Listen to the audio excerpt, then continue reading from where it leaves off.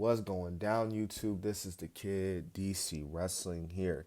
Um, Last night I want to apologize a little bit. I didn't do a full in-depth review of both NXT and AEW. I know that both shows went head to head last night.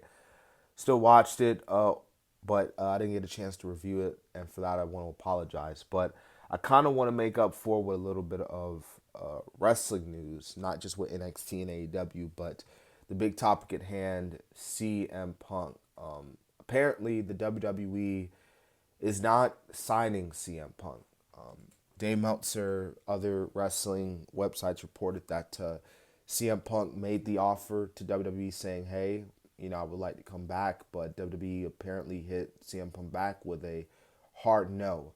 Now, knowing these dirt sheets, knowing that a lot of these dirt sheets can be not 100% factual, I'd probably take this up with a grain of salt. I still think there is a 50% chance that CM Punk shows up to WWE. Most definitely, if he does show up, it's probably going to be at Survivor Series because Chicago, hometown. But yeah, man, it could happen because it's like you say you're not bringing Punk in, but you're doing all these little hints and stuff on TV that the people are bringing up and putting on the social media feed. So I don't know. We'll have to wait and see. If they do sign him, hey. If they don't sign him, then hey, it's not like the WWE doesn't necessarily need CM Punk because as you see, and we just saw Fastlane is this recent Fastlane was like the highest like watched Fastlane in history. So they don't need CM Punk. They really don't. But if they bring CM Punk in, well, hey, merch sales are gonna go up. Money, all that. But they don't necessarily need them. They really don't. So all I could say is that we'll just see what happens either way around November. Around that time, January, etc. I want to get into some of the stuff on NXT and AEW. Obviously, on NXT, the Undertaker showed up in his American Badass form, going after Braun Breaker. I gotta say, looking at a lot of these YouTube clips, NXT put on a really really good show last night. Cody was the general manager. We had John Cena. We had some other stars, LA Knight. Yeah, we had Rhea Ripley, Dominic. We just had a lot of stuff going on. But it was awesome. It was really cool seeing the Undertaker, and I think isn't this like the first time that the Undertaker has legitimately been on NXT? Like I'm talking like television wise, not like where he shows up to the performance center, like actual wise. So nice little moment with him and Braun Breaker, and obviously Carmelo Hayes as well. I'm telling you, man, these guys, Carmelo, Trick, Braun, like these guys are, they're next up, no doubt about it. They are definitely next up for sure. And of course, we saw some other stuff going on, not just on NXT, but AEW.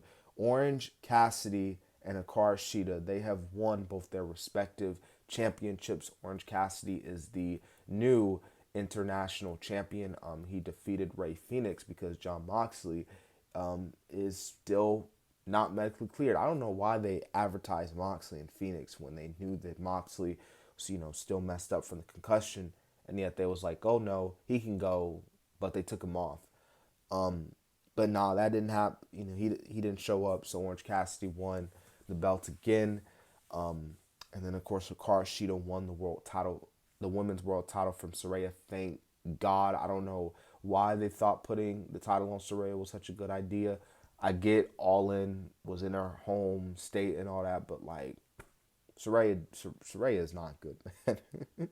Saraya, like right now, like she, it's I can make a whole video about that, but yeah. So those are some big moments. Obviously Edge's in ring day, Adam Copeland. I know everybody will be like, you called him Edge, like same dude. Like it's hard. Again, it's hard calling him Adam Copeland, and it's gonna take me a while because again, it's like when you're so used to calling him Edge and seeing Edge on TV all these years, that's all you can really get used to.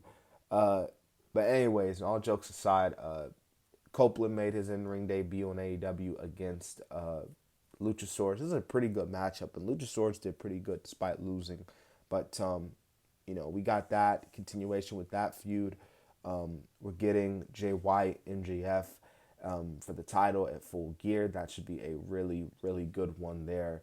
I feel like they're having Jay White because he's been holding the championship, because it's like he's not gonna beat Max at the pay per view. So they're like, hey, let's just have you hold the championship up until Full Gear, and then Max can just get the title back in his hands, even though he's not lost the title. But that's all I got to say, man. Like I said, I just want to put this video out. I appreciate everybody showing love and support to the channel like always, and yeah. It's one more thing before I end the video. I will say it is weird knowing that there isn't a wrestling show tonight. That's all I got to say there. So.